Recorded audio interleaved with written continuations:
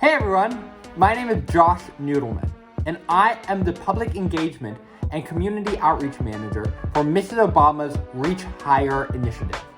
We are so excited to bring you another episode of our virtual Beating the Odds series. This episode focusing on foster youth students and their journeys to and through college.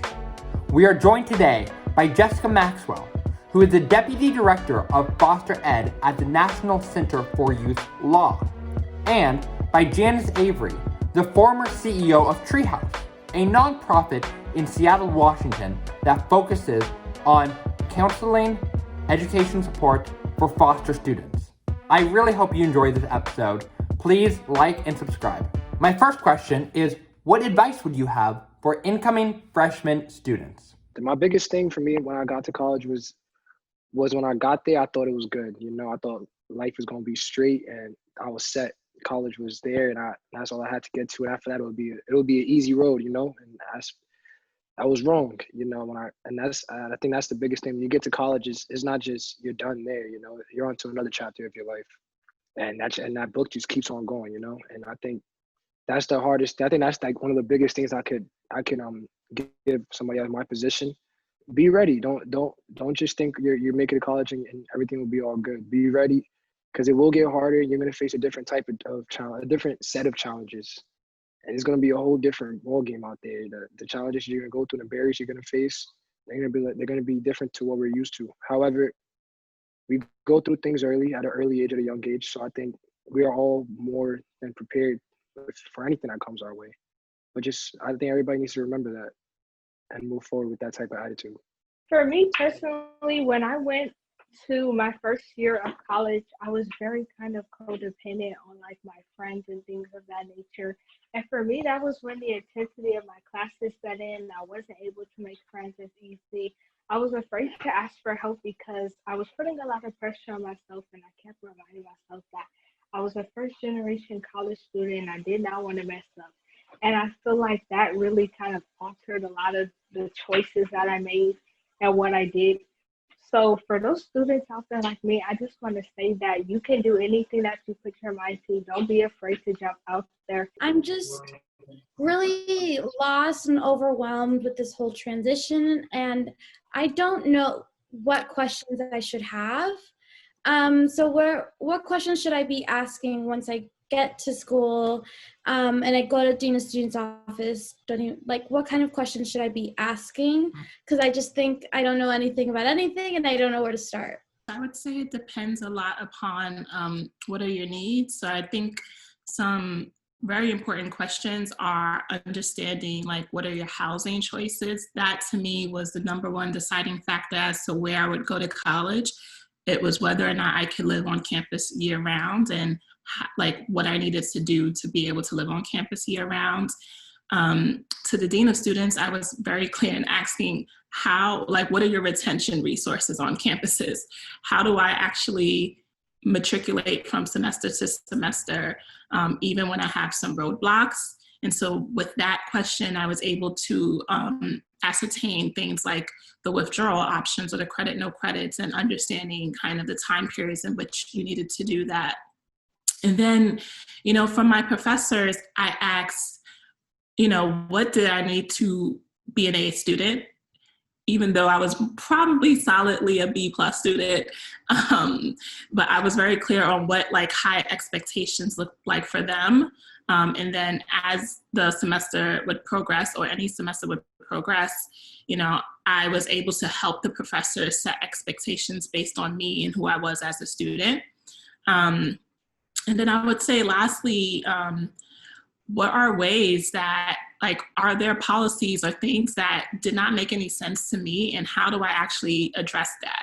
And that's a lot of what I had to do on my college campus, right? So the winter session, maybe I didn't have money to pay for college classes, but I was a youth in foster care and I had no other place to go.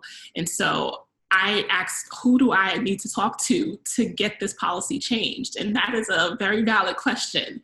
If this is something that you feel is not a fair rule, or something that just doesn't take into account the different needs of the students on campus, I asked, who do I talk to address this? One of the, I think, big challenges is you don't know what you don't know.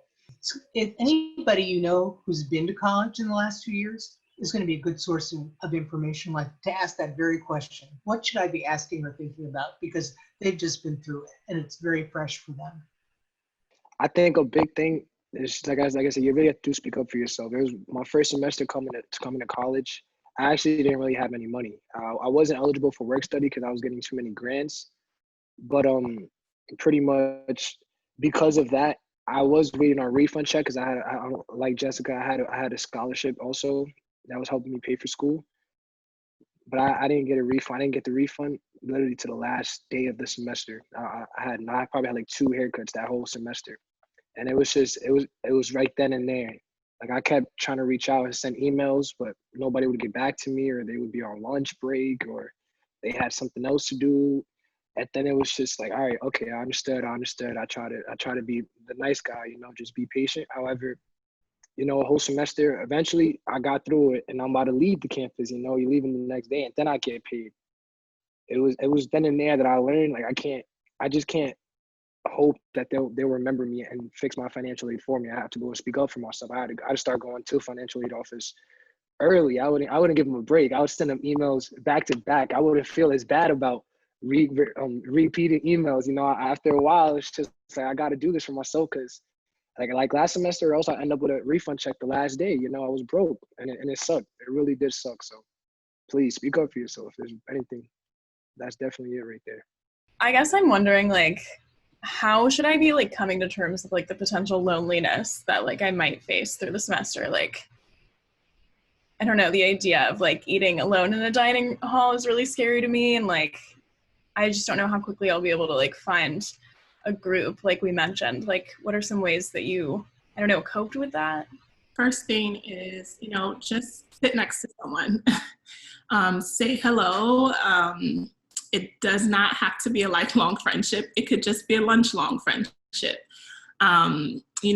Be okay with seeking out people that may not be who you would traditionally seek out. I will honestly say that my first day of school, I made friends with the only other 2 Black women in my class. I was just like, there's only 3 of us. We're gonna be friends. And yes, we are still friends today, but my best friends are also women and men that are from way different cultures and backgrounds. Most of my friends are scientists, and I do not care about science. Don't ask me anything science related, or we're athletes. So, I sought out different people, and I figured out what stuck, and I didn't really take it personal when a relationship didn't work. I'll be honest with you. Sometimes you just got to embrace the loneliness, Sometimes it's okay to eat by yourself. But the best advice to like help you steer away from like that loneliness type of feeling, just be open to, I don't want to say organizations, but organizations, yeah, or the one you like, something that really interests you, something that's really catching your attention and makes you want to be a part of it. But yeah, I think that like sometimes you're gonna eat alone. And that's just sad. That's just going to be the truth. Unfortunately, you're not going to have the same lunch break as everybody else. Not all you'll be able to go at the same time. But what I can say is, if you start to take advantage of all the organizations, opportunities that come your way, if anybody asks you for a position, go for it.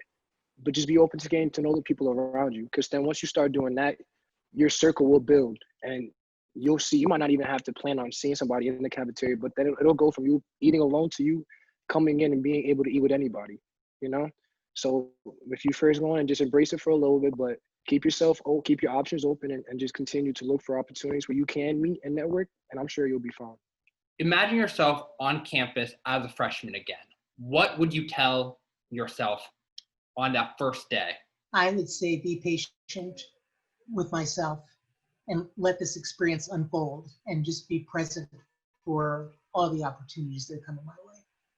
If there's something I would want to tell myself to prepare myself for freshman year, it would have been to just study. I wish I knew how to study. Mm-hmm. And it sounds corny, but it's just like, it still is one of the biggest things that I struggle with, is finding a good way of being able to remember everything and intake all that information from classes. And I think that's something I didn't utilize and I didn't take advantage of enough in high school. I focused on just trying to get these homework assignments done, work, and that was it. But I didn't study enough, not nearly enough. And it's came back on me now. So that's definitely one thing I would highlight, just study, man. It's huge. There are a lot of lessons that I would have learned, but one, like Nicholas said, I would say learning how to study as well. I went into college thinking that I could kind of do the same things that I did in high school, and that did not work. And I will also say be patient with myself, as others have said as well, and just know that things take time. And when things don't go as perfectly as I expect, don't just throw in the towel and try to give up, but keep going and be resilient. Just learn to bounce back and go a different route. I would say, that I'm here with a goal in mind. And while social activities are absolutely important, I would just remind myself to stop and smell the roses, and really experience every day and live every day intentionally, and fully invested in each day.